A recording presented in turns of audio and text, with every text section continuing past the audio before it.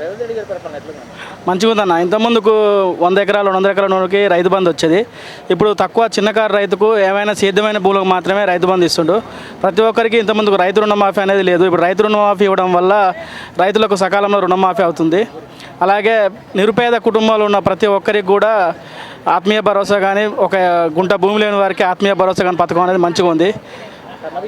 సన్న బియ్యం వస్తుందన్న. ఈ కంట్రోల్ బియ్యం ఇస్తే ఇంతకుముందుకు ఆ కంట్రోల్ బియ్యం అంతా పురుగు 5 నుండి వేరే 10 రూపాయలకు అమ్ముకునేది. ఇప్పుడు సన్న బియ్యం వల్ల ఎవరి బియ్యం వారు వండుకొని తింటందుకు వీలుగా ఉన్నదన్న. ఈ పథకం కూడా బాగుంది. తిన్నామన్న. గత 10 ఏళ్ళు రాలేదు, ఇప్పుడు వస్తున్నాయి కదా.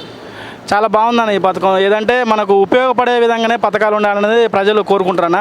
ఈ బియ్యం అనేది ఉపయోగపడేది ఇంతకుముందుకు, ఇప్పుడు ప్రజలందరూ దాన్ని సద్వినియోగం చేసుకుంటారు. అట్లాగే రుణమాఫీ అయిందన్న. 2 లక్షల లోపు వారి రైతులకు అందరికీ, చిన్నకారు సన్నకారు రైతులందరికీ రుణమాఫీ అయిందన్న. సన్నోడు పండిస్తారన్న. దానికి కూడా బోనస్ ఇంతకుముందుకు ఉండబోయేది. ఈ రైతు బంధు కన్నా ఈ బోనస్ ఇప్పుడు ముఖ్యంగా కౌలు తీసుకొని చేస్తున్న వాళ్ళకి చాలా ఉపయోగపడుతుందన్న. ఒక భూమి లేని వాళ్ళు కౌలు తీసుకొని చేసుకోవడం వల్ల వాళ్ళు ఒక 100 క్వింటాలు పండించారు అనుకో, వాళ్ళకు ఒక 50,000 అట్లా బోనస్ పడడం వల్ల వాళ్ళకు బెనిఫిట్, పెట్టుబడికి ఉపయోగపడుతుందన్న. మంచిగా ఉంది ఈ పథకం. బోనస్ కూడా చాలా బాగుందన్న. ఉచిత కరెంటు కూడా గృహజ్యోతి కింద ఇప్పుడు 200 యూనిట్ల వరకు, అంటే పేదవారికి 200 యూనిట్ల వరకు ఫ్రీగా ఇస్తారన్న. 1000 రూపాయల మటుకు ఇది అందరికి ఉపయోగపడుతుందన్న. గ్యాస్ కూడా సకాలంలో 500 రూపాయలు వస్తున్నాయి. అది సెంట్రల్ గవర్నమెంట్ ఇంతమందికి పథకాన్ని అమలు చేయకుండే ఇప్పుడు మన ఒక రాష్ట్రంలో మాత్రమే 500 రూపాయలతోనే దీన్ని సద్వినియోగం చేసుకుంటారు. మహిళలకు ప్రతి ఒక్కరు మీరు చూస్తున్నవారు కానీ ఇప్పుడు మహిళలే ఎక్కువ బస్సులో. దానికోసం ముఖ్యంగా గవర్నమెంట్ జాబ్ వాళ్ళకి, వీధి వ్యాపారుల వారికి ఇప్పటి నుంచి ట్రాన్స్పోర్ట్ చేసుకోవాలంటే వారికి ఎక్కువ మిగులుతుందన్న. వారి ఇంతకుముందుకు 2,000 3,000 పెట్టి తెచ్చుకునేది నెలలో ఒక 5 సార్లు పోయినా కానీ ఒక 10,000 15,000 దాకా ట్రాన్స్పోర్ట్ అనేది అయ్యేది. ఇప్పుడు ఆ ట్రాన్స్పోర్ట్ అనేది వీళ్ళకి మిగులుతుంది.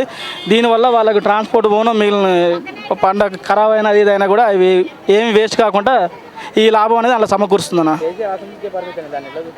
ఏంటిదన్నా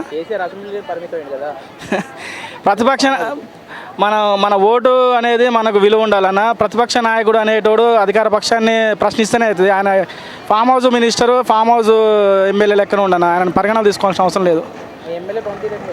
మా ఎమ్మెల్యే ఒక రైతు బిడ్డ అన్న. రైతు విలువలు అయితే మానవీయ విలువలతో మంచిగా ఉన్న మన ఎమ్మెల్యే. వారు పేద కుటుంబం నుంచి వచ్చింది కాబట్టి, ఉద్యమకారుడు కాబట్టి ప్రతి ఒక్కటి క్షుణ్ణంగా వస్తున్నారు. పొద్దున్న లేస్తే నియోజకవర్గంలో ఉంటారు. నా నియోజకవర్గంలో ఉండే ఎమ్మెల్యే మనకు కావాలి. మా ఎమ్మెల్యే మంచిగా పనిచేస్తున్నాం. Subscribe us and press the bell icon for more interesting updates.